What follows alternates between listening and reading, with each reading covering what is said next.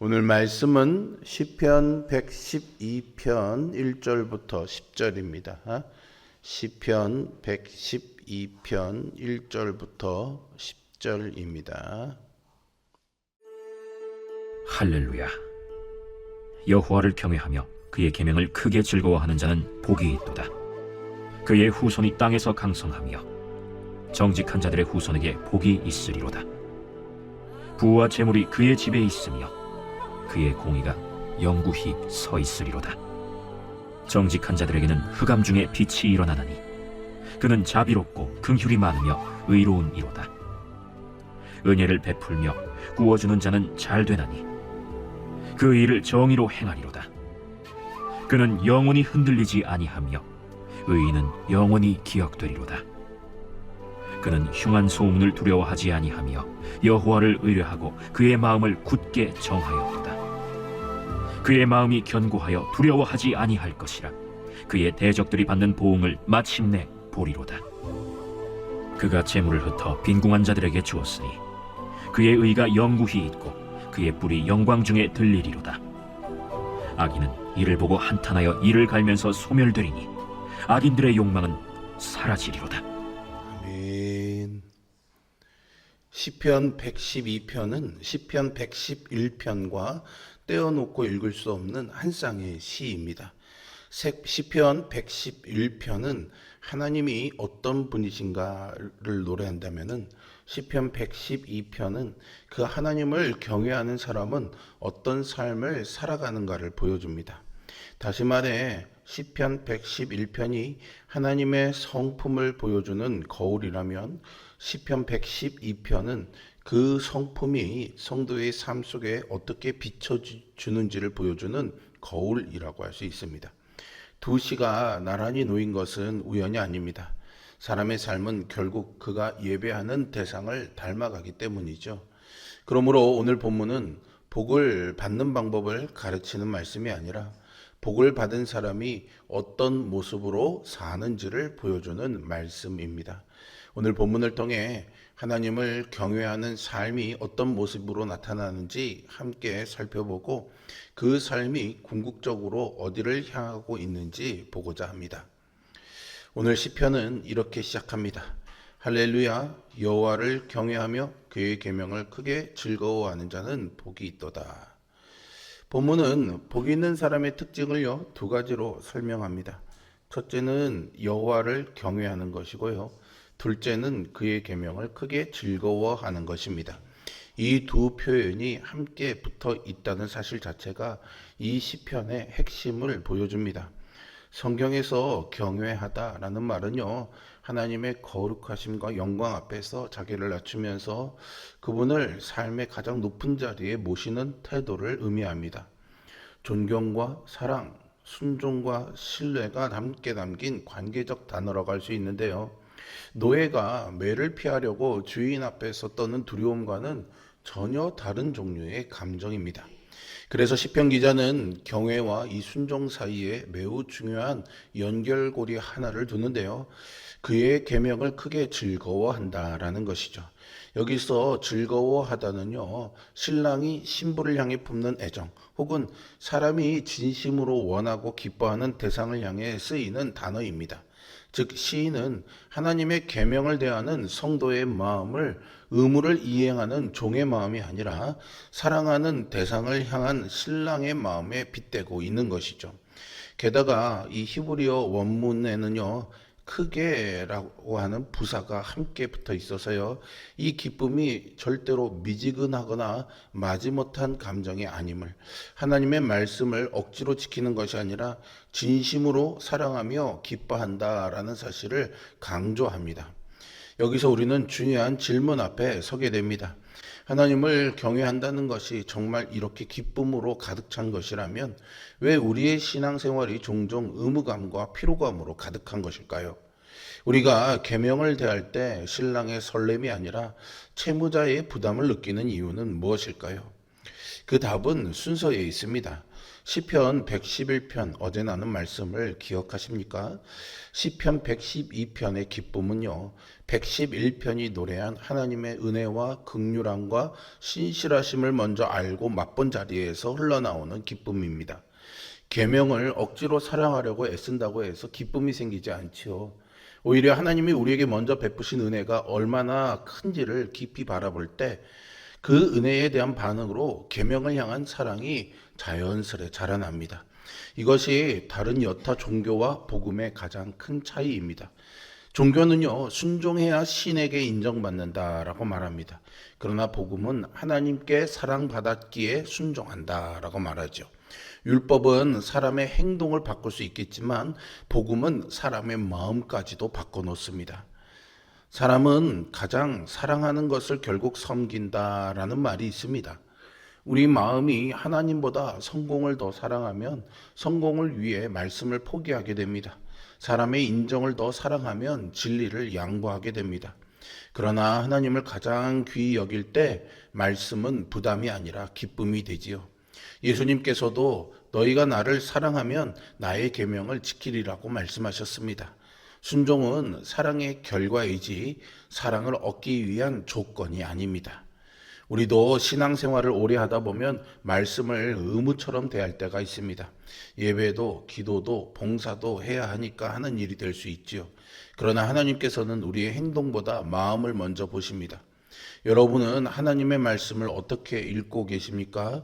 의무로 읽습니까? 아니면 생명의 양식으로 즐거워하고 계십니까?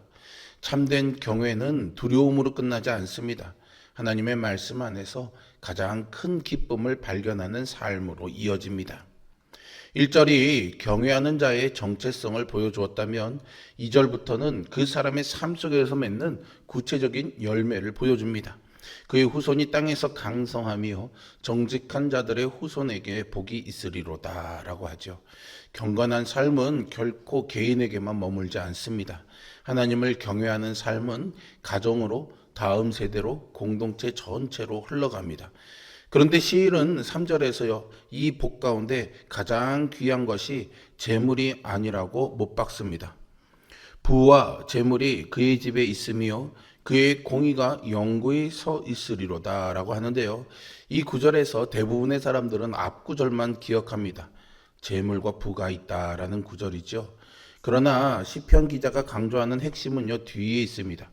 그의 공의는 영원히 선다라는 것이죠. 여기서 공의는요, 단지 개인의 도덕적 올바름을 가리키는 말이 아니라 공동체 안에서 옳고 신실한 관계를 세워가는 삶 전체를 가리키는 말입니다.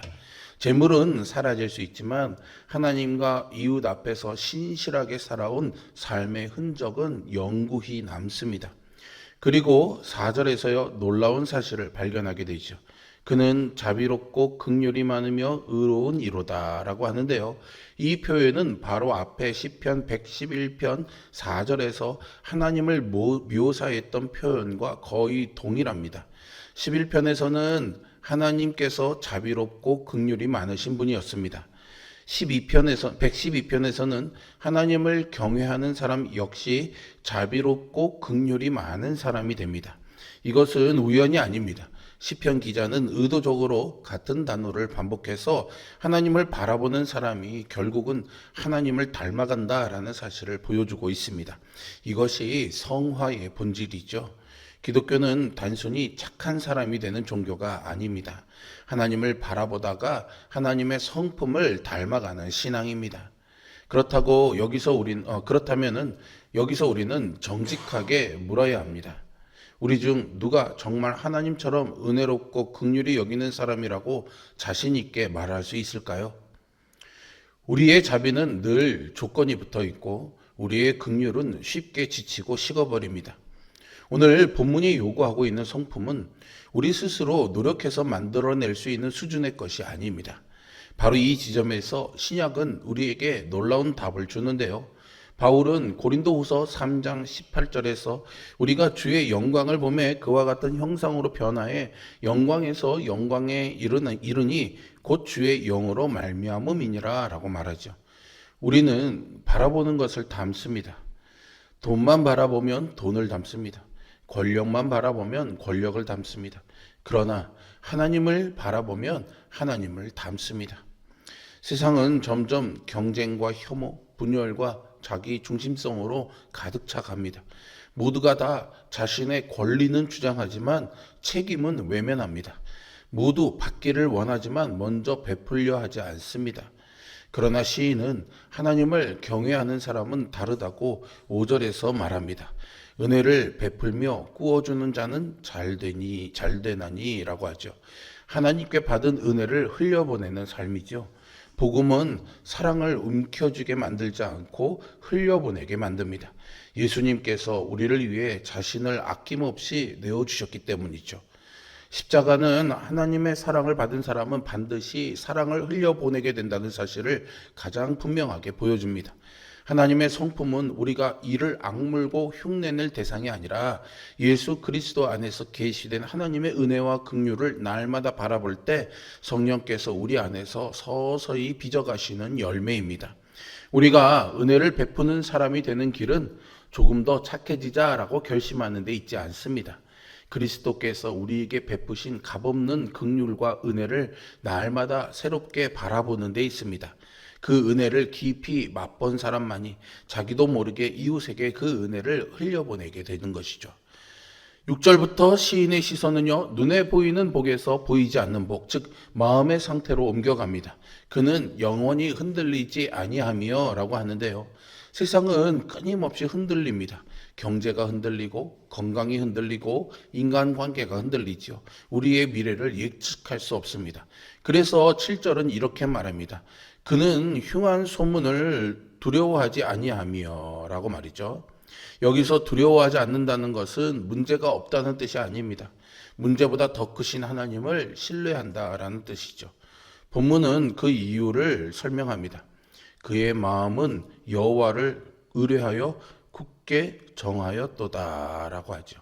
이 표현은요, 흔들리지 않고 단단히 세워지고 견고하게 고정된 것을 의미합니다. 상황이 그 사람을 붙들고 있는 것이 아니라 하나님께서 그 마음을 붙들고 계신다라는 것이죠. 이 말씀은 구약 전체를 관통하는 새 언약의 약속과도 연결됩니다.